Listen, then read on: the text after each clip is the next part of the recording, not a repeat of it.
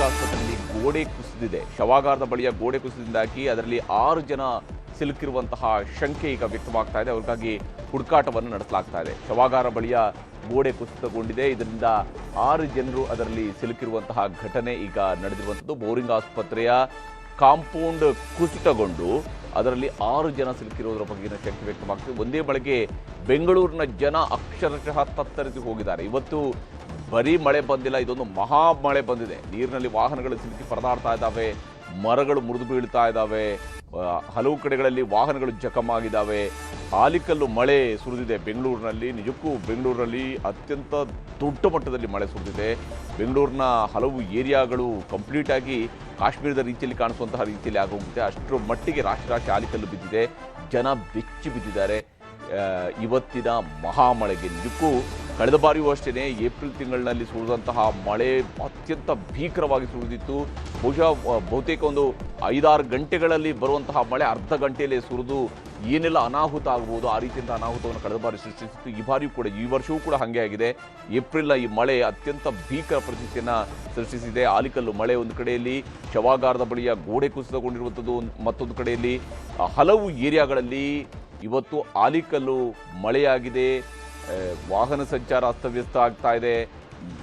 ನಗರದ ರಸ್ತೆಗಳಲ್ಲಿ ನೀರು ತುಂಬಿ ವಾಹನದ ಸಂಚಾರಕ್ಕೂ ಕೂಡ ಅಸ್ತವ್ಯಸ್ತ ಆಗಿದೆ. ಬೆಂಗಳೂರಿನ ಬೋರಿಂಗ್ ಆಸ್ಪತ್ರೆಯ ಗೋಡೆ ಕುಸಿತಕ್ಕೆ ಸಂಬಂಧಪಟ್ಟಂತೆ ಈಗಾಗಲೇ ಶವಾಗಾರದ ಬಳಿಯ ಗೋಡೆ ಕುಸಿತದಲ್ಲಿ 7 ಮಂದಿ ಅದರಲ್ಲಿ ಸಿಲುಕಿದ್ದಾರೆ ಅನ್ನೋದರ ಬಗೆಗಿನ ಮಾಹಿತಿ ಇದೆ. 6 ಜನ ಸಿಲುಕಿದ್ರು ಅನ್ನುವಂಥದ್ರ ಬಗೆಗಿನ ಶಂಕೆ ಇತ್ತು. ಅದು ಮತ್ತು ಅಪ್ಡೇಟ್ ಆಗ್ತಾ ಇದೆ. 7 ಜನ ಈ ಒಂದು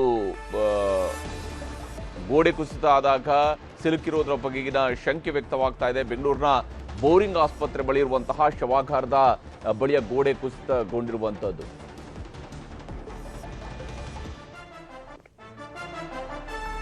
ಈಗಾಗಲೇ ಬರ್ತಾ ಇರುವಂತಹ ಮಾಹಿತಿಯ ಪ್ರಕಾರ ಇಲ್ಲಿ 7 ಜನ ಸಾವಿಗೀಡಾಗಿದ್ದಾರೆ ಅನ್ನೋದ್ರ ಬಗೆಗಿನ ಅಪ್ಡೇಟ್ ಬರ್ತಾ ಇದೆ. ಶವಾಗಾರದ ಬಳಿಯ ಗೋಡೆ ಕುಸಿತ ಆಗಿ 7 ಮಂದಿ ಸಾವಿಗೀಡಾಗಿದ್ದಾರೆ ಅನ್ನುವಂತಹ ಮಾಹಿತಿ ಬರ್ತಾ ಇರುವಂಥದ್ದು. ನಿಜಕ್ಕೂ ಕೂಡ ಆಘಾತಕಾರಿಯಾದಂತಹ ವಿಚಾರ. ಇವತ್ತು ಸುರಿದಿರುವಂತಹ ಮಳೆಗೆ ಬೆಂಗಳೂರಿನ ಬೋರಿಂಗ್ ಆಸ್ಪತ್ರೆ ಬಳಿಯಲ್ಲಿ ಆಗಿರುವಂತಹ ಘಟನೆ ಇದು. ಇವತ್ತಿನ ಈ ಮಳೆಗೆ ಬೆಂಗಳೂರಿನ ಬೋರಿಂಗ್ ಆಸ್ಪತ್ರೆಯ ಗೋಡೆ ಕುಸಿತಗೊಂಡು 7 ಮಂದಿ ಸಾವಿಗೀಡಾಗಿದ್ದಾರೆ. ಇದೀಗ ಕನ್ಫರ್ಮ್ ಆಗ್ತಾ ಇರುವಂತಹ ಮಾಹಿತಿ. ಯಾವ ರೀತಿಯಲ್ಲಿ ಇವತ್ತಿನ ಮಹಾಮಳೆ ಸುರಿದಿದೆ ಅನ್ನುವಂಥದ್ದನ್ನು ನಾವಿಲ್ಲಿ ಗಮನಿಸಬಹುದು. 2 ಮಕ್ಕಳು ಸೇರಿದಂತೆ 7 ಜನ ಸಾವಿಗೀಡಾಗಿದ್ದಾರೆ. ಶವಾಗಾರದ ಬಳಿ ಇರುವಂತಹ ಗೋಡೆ ಕುಸಿತಗೊಂಡು, ಬೆಂಗಳೂರಿನ ಬೋರಿಂಗ್ ಆಸ್ಪತ್ರೆಯ ಬಳಿಯಲ್ಲಿರುವಂತಹ ಗೋಡೆ ಕುಸಿತಗೊಂಡು 7 ಮಂದಿ ಸಾವಿಗೀಡಾಗಿದ್ದಾರೆ. ಇವತ್ತು ಸುರಿದಿರುವಂತಹ ಈ ಒಂದು ಮಹಾಮಳೆಯ ಎಫೆಕ್ಟ್ ಇದು. ಶವಾಗಾರದ ಬಳಿಯಲ್ಲಿ 2 ಮಕ್ಕಳು ಸೇರಿದಂತೆ 7 ಜನ ಸಾವಿಗೀಡಾಗಿದ್ದಾರೆ.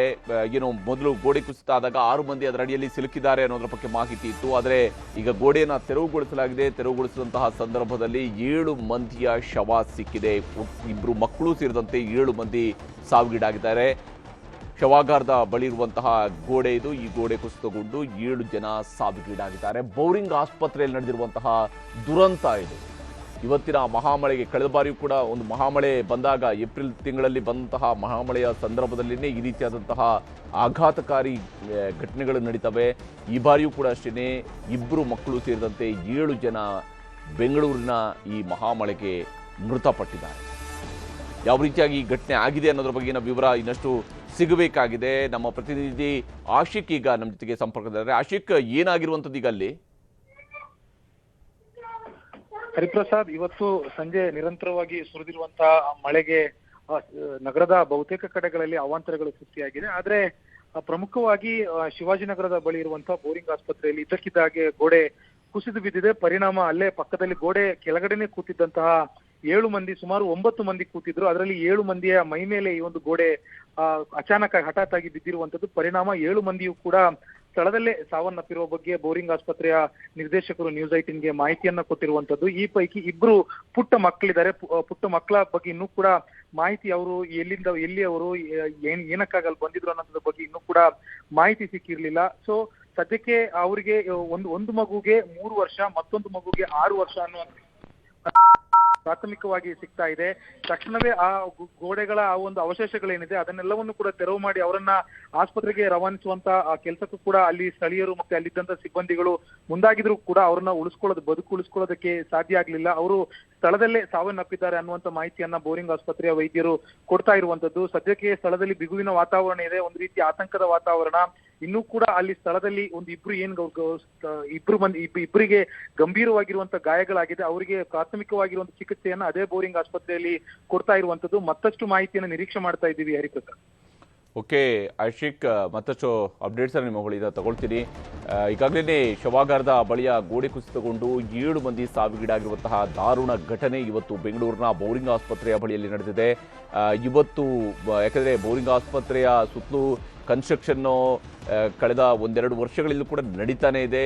ಆದರೆ ಶವಾಗಾರದ ಬಳಿಯಲ್ಲಿರುವಂತಹ ಗೋಡೆ ಕುಸಿತಗೊಂಡಿರುವಂಥದ್ದು ಇದೇ ಸಂದರ್ಭದಲ್ಲೇ ಇವತ್ತು ಈ ಮಹಾಮಳೆಯ ಸಂದರ್ಭದಲ್ಲಿ ಏನು ಒಂದು ಕಡೆಯಲ್ಲಿ ನಗರದ ರಸ್ತೆಗಳ ಪರಿಸ್ಥಿತಿ ಹೇಗಿದೆ ಅನ್ನೋದು ಕೂಡ ನಾವು ನೋಡ್ತಾ ಇದ್ವಿ. ಯಾವ ಸ್ವರೂಪದಲ್ಲಿ ದೊಡ್ಡದಾಗಿ ಗಾಳಿಯೂ ಕೂಡ ಬೀಸಿತು. ಇದರ ಪರಿಣಾಮವಾಗಿ ಹಲವು ಕಡೆಗಳಲ್ಲಿ ಮರಗಳು ಉರುಳಿ ಬಿದ್ದಿರುವಂಥದ್ದು, ಮರದ ಕೊಂಬೆಗಳು ಉರುಳಿ ಬಿದ್ದಿರುವಂಥದ್ದು, ಮರಗಳು ಬುಡ ಸಮೇತ ಬಿದ್ದಿರುವಂಥದ್ದು, ಈ ರೀತಿಯಾದಂತಹ ಘಟನೆಗಳು ಬೆಂಗಳೂರಿನ ಬೇರೆ ಬೇರೆ ಭಾಗಗಳಾಗಿದ್ದಾವೆ. ವಾಹನಗಳು ಜಖಂಗೊಂಡಿದ್ದಾವೆ ಹಲವು ಕಡೆಗಳಲ್ಲಿ. ಬೆಂಗಳೂರಿನ ಬೋರಿಂಗ್ ಆಸ್ಪತ್ರೆಯ ಬಳಿಯಲ್ಲಿ ಆಗಿರುವಂತಹ ಗೋಡೆ ಕುಸಿತದಲ್ಲಿ 7 ಮಂದಿ ಸಾವಿಗೀಡಾಗಿದ್ದಾರೆ ಅಂತ ಹೇಳಿದರೆ ಯಾವ ಸ್ವರೂಪದಲ್ಲಿ ಒಂದು ಮಳೆ ಹೊಡೆದಿದೆ ಅನ್ನೋಂಥದ್ದು ಮತ್ತು ನಮ್ಮ ಆಸ್ಪತ್ರೆಗಳ ಕಾಂಪೌಂಡ್ಗಳನ್ನು ಯಾವ ಸ್ವರೂಪದಲ್ಲಿ ನಿರ್ಮಿಸಿದ್ದಾರೆ, ಅದರ ಪರಿಸ್ಥಿತಿಯನ್ನು ಎಷ್ಟರ ಮಟ್ಟಿಗೆ ಅವಲೋಕನ ಮಾಡ್ತಾ ಇದ್ದಾರೆ ಅನ್ನೋಂಥದ್ದು ಕೂಡ ಇಲ್ಲಿರುವಂತಹ ಪ್ರಶ್ನೆ. ಮುಖ್ಯಮಂತ್ರಿ ಸಿದ್ದರಾಮಯ್ಯನವರು ಕೂಡ ಆಸ್ಪತ್ರೆಗೆ ಭೇಟಿ ನೀಡಲಿದ್ದಾರೆ ಅನ್ನುವಂತಹ ಅಪ್ಡೇಟ್ಸ್ ಈಗ ಲಭ್ಯವಾಗ್ತಾ ಇದೆ.